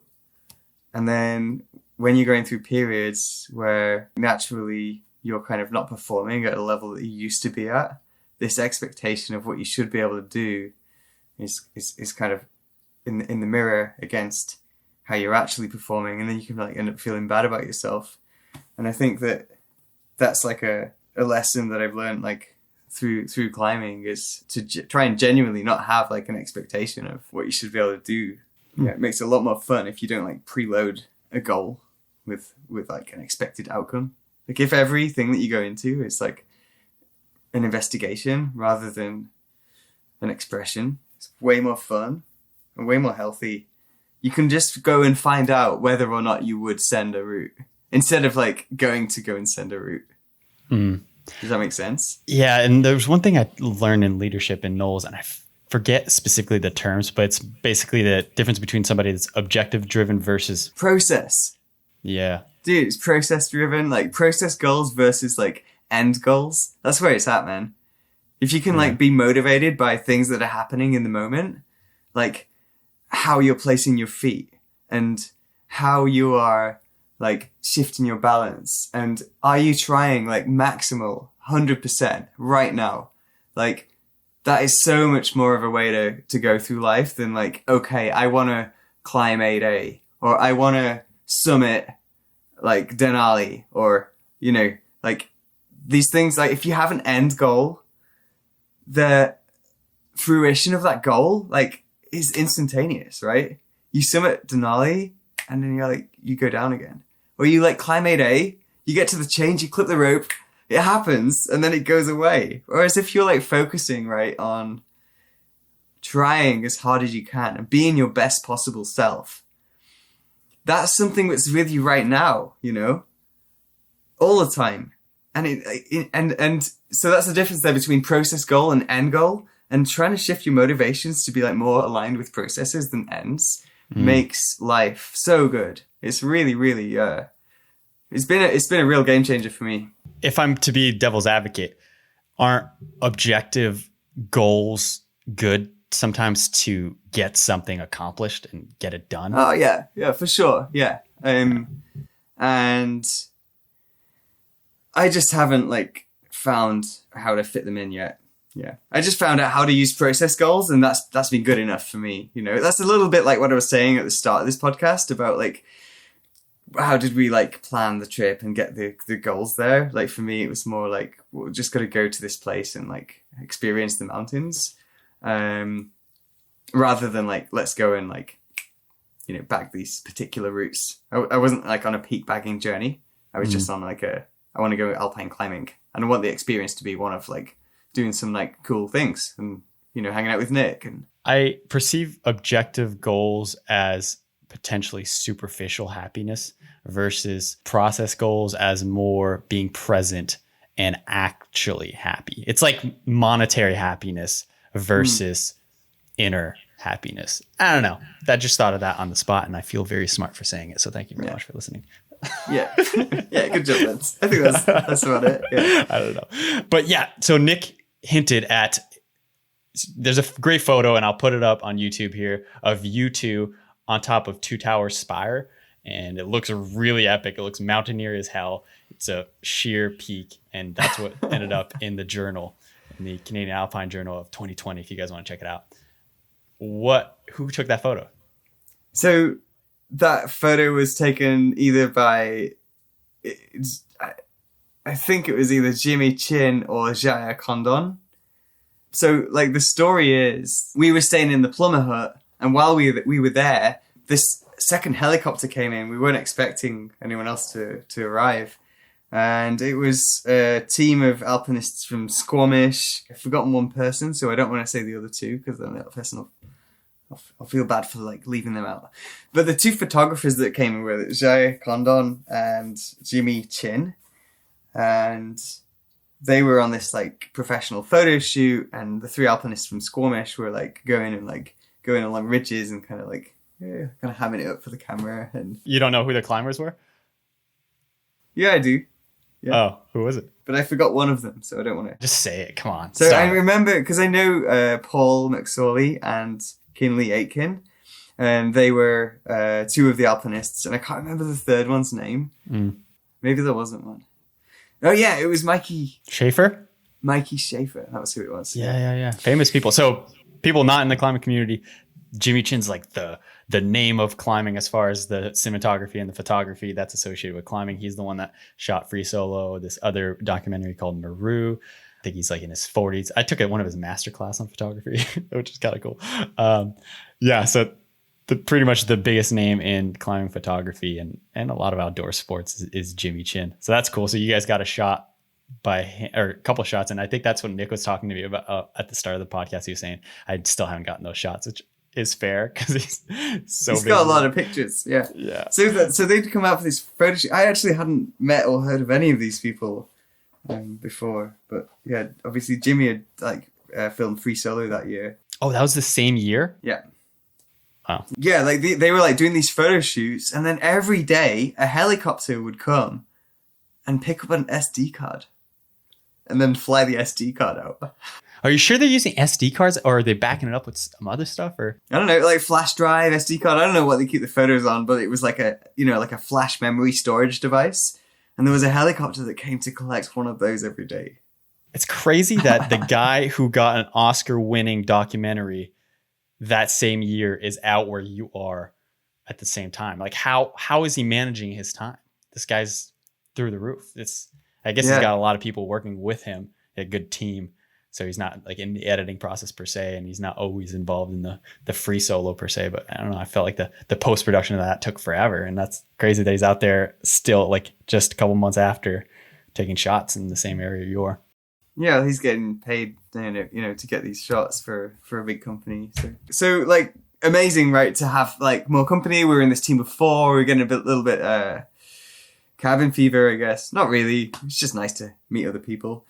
And we like meet these people who are like really experienced alpinists. We're like really cool to hang out with them and to get their stories and to hear Jimmy's stories of like filming free solo and what that was like. What? So you guys shared a hut together? Yeah. We all like stayed. They brought tents and stuff, but like, yeah, we all like stayed in the same place. And then me and Nick had been climbing this route on this face that was like, it looked like there was this sick off-width 2-pitch climb like within 300 meters of the hut, and we like went to try that one day. Ended up like this off-width was garbage and it's full of charts. So there was a line on the right wall that was this like series of like shattered cracks with like fiddly gear. Yeah, I led those 2 pitches and we made an anchor up there and came down. I would have graded that pitch 𝐸46A if I was in Great Britain. Which is what here?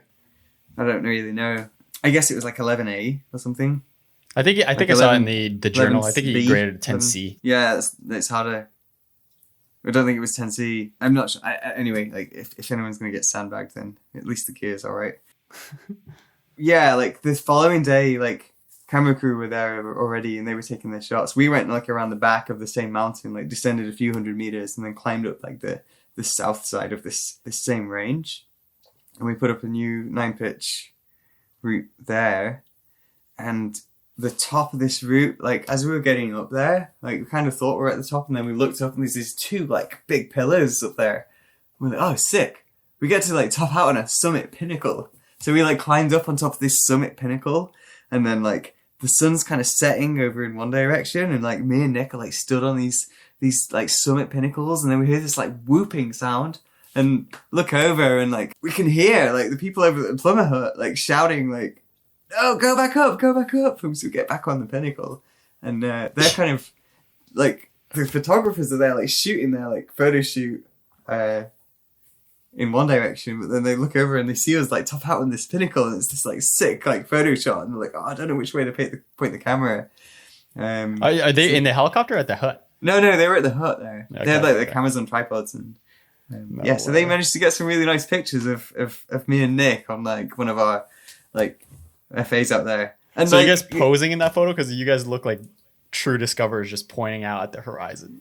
Oh yeah, man, we were up there for a good sort of 10 minutes before we got bored, and they were like waiting for the light to go right, but we were like, it'd be nice to get down before the sun goes down. We're getting a bit chilly as well, and yeah, so we got those pictures sent over. Like Nick said that he didn't have those pictures yet, but actually we do. Like, nice. I don't know which ones he was talking about. There must be some others, but yeah, like I got like one of these pictures like printed onto canvas, and because these guys had like the sickest cameras you can get, like I blew this thing up like kind of really, really big, and like got it printed on the canvas for my mom, and she's like got it on her wall. I've mentioned my mom a lot in this podcast, but yeah, she's a top lady. Shout out to mom. You should send me all these photos. I'll put them up here. But wait, tell me more. People want to know about Jimmy Chin. I know people want to know about Jimmy Chin. What's he like? What's it like sharing a cabin with him? What kind of things is he talking about? You said free solo. Oh man.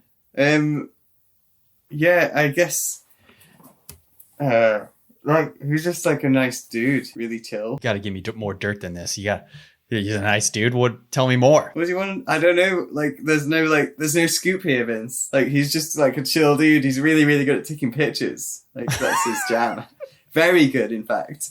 In fact, even National Geographic thinks so. I remember though, like one thing was he was like talking about like putting these like remote control cameras on Freerider, because the cameramen, like when they were filming that, didn't want to like, it was like a weird thing to have to deal with, like to be close to Alex Honnold, like whilst he's doing this like free climbing. Like, what if he did fall? Like, like how would the cameraman feel like responsible? Could it be distracting for him? So they had this like remote control camera set up, and he was talking about like the logistics of getting these like remote control camera. But he had already filmed it, right? He's talking afterwards. Think so, like unless he was talking about how he was gonna film it, I can't remember. Like maybe it was like in the middle, in that gap between when he had this first go and his second go. Yeah, I don't know.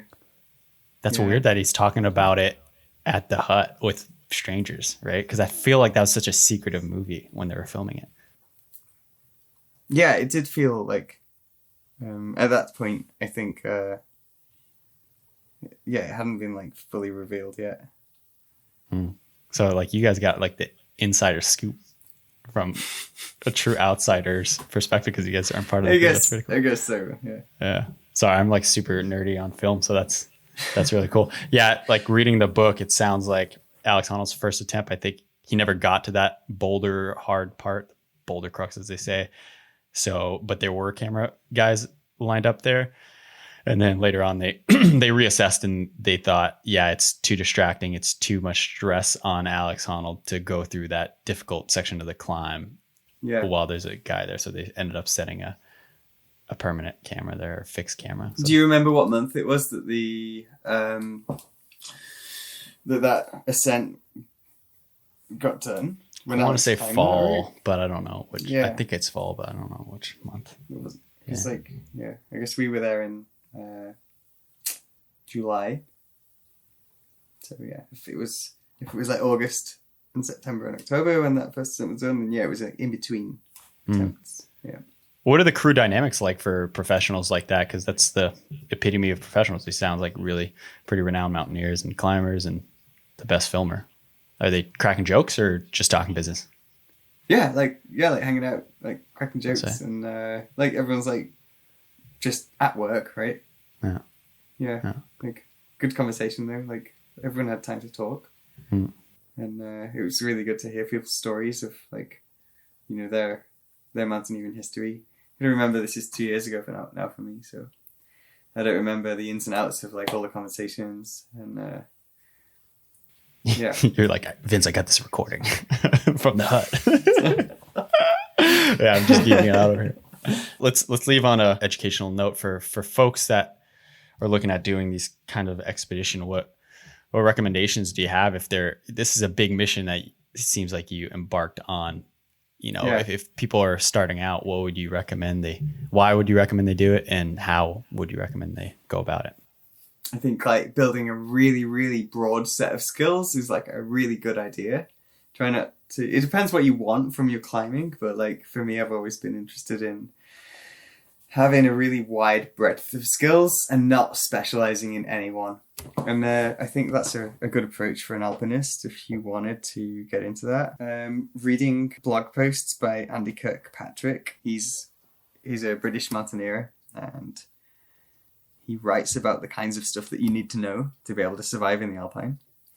And easily 50% of the stuff that I know about Alpine climbing has come from Andy Kirkpatrick's blog.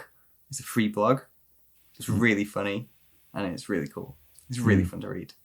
So that's like a good kind of treasure trove of tips. He'll tell you how to stay warm at night and how to dig a snow cave and how to sew those little things onto your gloves so that your gloves don't fall off when you take your gloves off.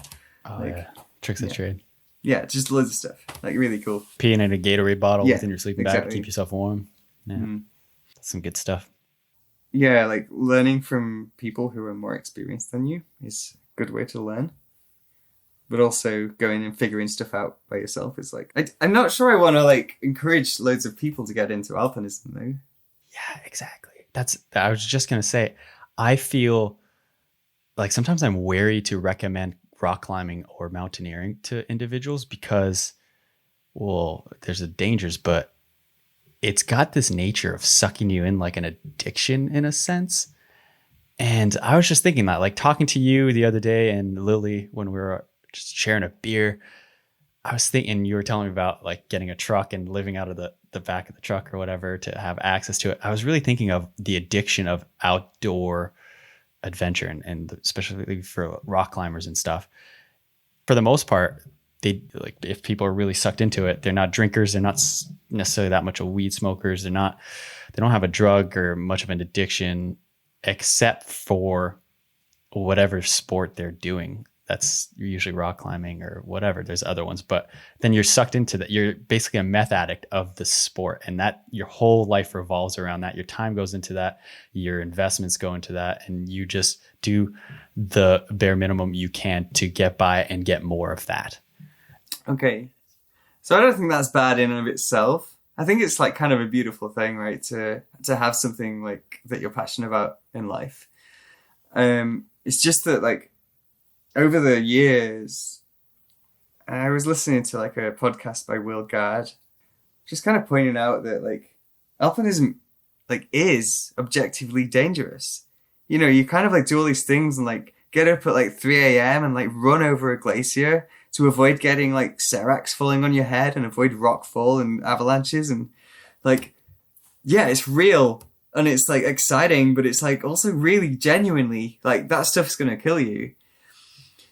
Whereas something like rock climbing, I feel like is a lot safer. You know, you're more likely to just break a bone, and probably you won't even do that, right? Mountain biking, you're definitely going to break a bone. If you go hard at mountain biking for a year or two, you're just going to break bones. But with rock climbing, I've been rock climbing for 10 years and I've not broken a bone ever. And you asked at the start of the podcast, I can't remember exactly what your question was, but like, I remember like one of the answers I hesitated to give was like, yeah, you kind of wonder whether it's like the right thing to be doing, you know, with your time. And like, you're compelled to go do it because it's so beautiful. And it's one of the most nourishing things that you can get out of life is to be in this environment where for like days on end, your job is to move through technical terrain and manage hazards and perform and like stay on the rock and protect the rock and like avoid like these hazards and make good decisions. And it's like one of the most like rewarding and nourishing things that you can get out of life. But it's also like really dangerous. It is dangerous. I'm still grappling with that. It's not like there's ever an answer like, yeah, it's like totally fine to go. You're taking a risk. And is it worth the risk to you to go into these places? And like for me, sometimes it is and sometimes it's not. It's always really good fun. The one thing when you were telling me that story early on that I was thinking of is how tense you tend to be mentally and physically when you're up there. So when you're on these narrow ridge lines or you're up there in the mountains, personally at least, maybe that's because of low, like very low experience, I'm super tight in a sense. And like whether that is actually physically my muscles are tight or not, I just feel like pressure, right? And then as you're descending and getting to a lesser and lesser risk, so say you're on the peak, now you get down to a face where now it's rappelling, it's no longer on a ridge line. Okay, I feel a little less tense. And then I rappel onto the crevasse and I'm thinking, okay, less tense, I'm no longer on vertical surface. And now I got to get through this crevasse. And it's just these layers and layers that are your shedding of tension until you're finally out and home back on your sofa and you just sit down and go, whew. And I don't know. I don't know if that's why they say the best mountaineers are the ones with short memory. And I'm not saying I don't enjoy it when I'm up there. I'm just saying I'm very happy when I'm back home as well, you know, until I want to do it the next weekend. Yeah, I feel the same thing going on as well. I remember this climb that we did. Me and my buddy went and climbed up this like local mountain in the coast range called Mount Cook, and it just looked like it was going to be this chill line, but actually it was like mixed M5 with no gear for like 2 or 3 pitches. But there was gear, but it was like really run out, and like most of the rock was loose. And I remember thinking like, oh, I don't have a choice now apart from to like do the next move, and like I hope there's another move after this that I can do, because if there's not, I'm scuppered. And I remember thinking like most of the time I was actually moving upwards, like having this like deep sense of dread and like being like in a place that I shouldn't be. But then when I was coming down, thinking that it was justified.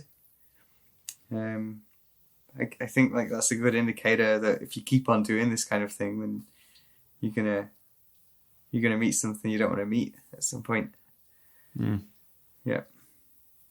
So I want to like try and walk. I've always been a pretty cautious climber, and I want to try and walk that line as carefully as I can, and pay attention to those moments where I'm like, okay, that time I wasn't like in a place that I can just justify going into again and again. I need to either get better technically, or I need to learn to place better gear, or just need to not go and climb that kind of route.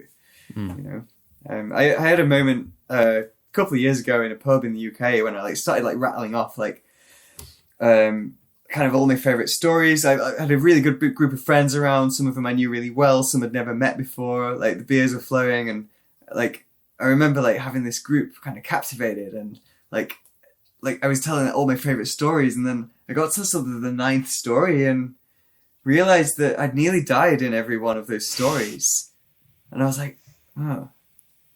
And I noticed it, and I was like, oh, yes, that's actually true. I was like, I don't know how I feel about that. And I've thought about it quite a lot since. I was like, I don't feel good about that. Like, I don't want to, like, I want to keep going on adventures, but I want them to be safe ones, you know? Yeah? Yeah. But that didn't change anything as far as your process moving forward after that conversation, right? It did, actually. It happens that day at the pub, I'd fallen headfirst into the sea. And, oh my God. That's a good note to end this podcast on. Till we have you on next time, Mike. We'll have you on live when COVID's over because you're my neighbor. Yeah, thanks good for coming to see you, Vincent. Thanks for chatting. Until we talk about the headfirst rock climber in the ocean story. Tune in next time. Did you really listen that long? Good for you. Oh my God, you need to get a life. All right. Well, once again, this is the last time you will ever hear my beautiful voice as a sub-series of the Rescue Swimmer Mindset podcast. So follow WILDERTAINMENT on Apple Podcasts, on Spotify, YouTube, and wherever else. Subscribe, do that stuff, or forever hold your peace and the fact that you will never see this face or hear this voice ever again. If you're wondering what's next on the WILDERTAINMENT podcast, well, there is a plane crash in the works, and that's pretty funny because they don't really want to share their story. So we're weeding through the legal threads to get access to that story. It's an upward battle, but we'll get them on. Another episode, we're going to rewind into a epic journey that happened in the 40s called the 𝐿𝐭𝐬𝐭𝐬 journey. That's, I won't say too much, but basically they took this raft from South America all the way to the Pacific Islands near Hawaii, and just the epic journey. I think it was 120 days out at sea, and they went through all these different types of survival stories that are still used today by the military as a source to understand how to survive and adapt out in the ocean. And we're going to have some survivalists talking about techniques to snare, to kill, murder, and eat squirrels, rabbits, and different types of things in a survival-like fashion. So we got a lot of good stuff coming up. And we're going to be cursing a lot more on the WILDERTAINMENT podcast. Curse City is coming up on episode 11. Woo!